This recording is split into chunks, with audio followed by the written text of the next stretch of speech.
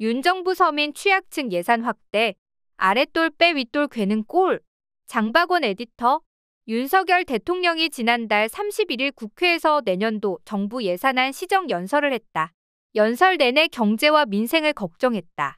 경제와 민생이라는 단어를 각각 23회와 9회나 반복할 정도였다. 특히 서민과 취약계층에 대한 지원이 절실하다고 목소리를 높였다. 국가 연구개발 예산을 줄여서라도 취약계층을 지원하겠다며 사용처까지 하나하나 열거했다. 미래 세대를 위해 연금과 노동, 교육 등 세계 개혁에 협조해달라며 국회에 호소하기도 했다. 그러나 윤 대통령 연설 내용을 자세하게 보면 서로 모순되는 대목이 적지 않다. 건전재정을 명분으로 세출을 대폭 줄이겠다면서 서민과 취약계층을 위해 더 많은 예산을 투입하겠다고 한다. 윤 대통령은 1일 서울 마포구에 있는 한북카페에서 주재한 비상경제민생회에서도 똑같은 말을 했다. 어려운 서민들을 두툼하게 지원해주는 쪽으로 예산을 재배치했다는 것이다. 긴축 재정을 해야 하는 이유로는 고물가를 꼽았다. 물가가 오르면 서민과 취약계층의 삶이 힘들어진다고 강조했다. 재정을 확장하면 물가를 자극할 수 있으니 긴축 재정을 해야 한다는 논리다. 그럴듯한 말이지만 긴축 재정을 하면서 서민 지원을 늘리는 일은 현실적으로 쉽지 않다. 확장 재정과 물가를 연계한 것도 침소봉대한 측면이 있다. 물가는 재정 외에 공공요금과 원자재 가격 상승, 기준금리 등 다른 요인에 더 영향을 받는다. 지금의 고물가 상황은 초저금리가 오랜 기간 지속되며 시중에 돈이 많이 풀린 데다 러시아와 우크라이나 전쟁 등으로 국제 에너지 가격이 급등 탓이 크다. 윤 대통령이 시정 연설에서 구체적으로 밝힌 사회적 약자와 취약계층 지원은 생계급여 지급액 인상, 장애인 1:1 전담 서비스 제공, 자립준비 청년 수당 인상과 저소득 가구 청년 대학 등록금 지원, 소상공인을 위한 저리융자 등이다. 모두 지원이 필요한 분야인 것은 맞는다. 문제는 이 예산을 확보하기 위해 서민과 취약계층을 위한 다른 예산을 삭감해야 한다는 사실이다. 정부는 내년도 예산안에서 서민 주거예산과 고용유지 지원금, 일자리 안정기금 등 잘 드러나지 않는 예산을 전액 또는 대폭 삭감했다. 장애인과 저소득층 일자리를 제공하는 사회적 기업에 대한 지원을 줄이려는 것도 그중 하나다. 이렇게 할 수밖에 없는 이유는 재정 건전성을 명분으로 세출을 과도하게 줄였기 때문이다. 정부는 내년도 총지출을 2005년 이후 가장 낮은 수준인 2.8% 올려 편성했다. 이처럼 재정을 확대하지 않고 서민 예산을 늘리려다 보니 결국 아랫돌을 빼서 윗돌을 괴는 꼴이 되고 마는 것이다.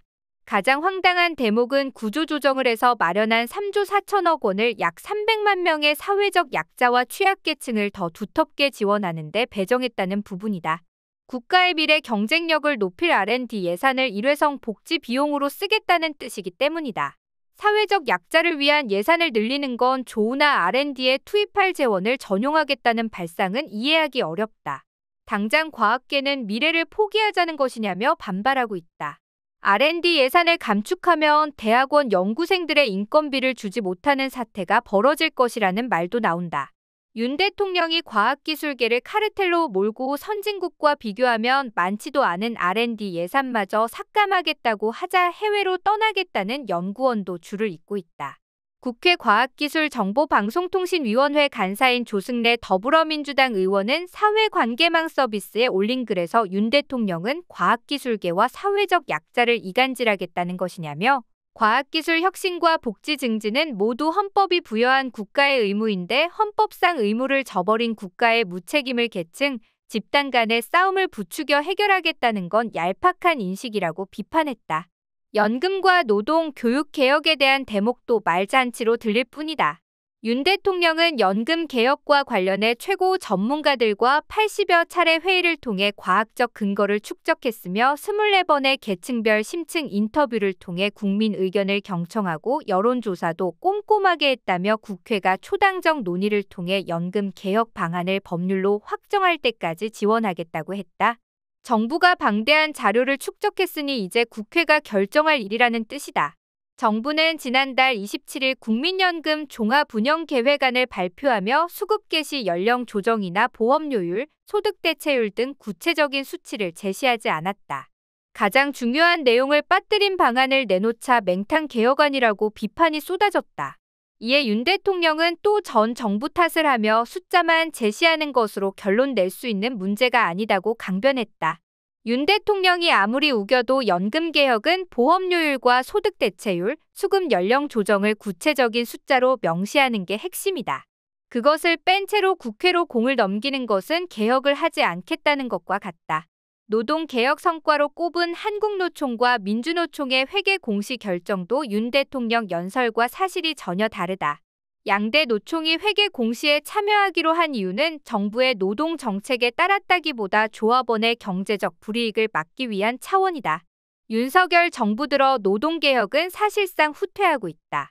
양대 노조를 대화 상대로 인정하지 않을 뿐 아니라 건설 노조 탄압과 노란봉투법 저지, 중대재해처벌법 확대 시행 연기 같은 반노동 정책으로 일관하고 있기 때문이다.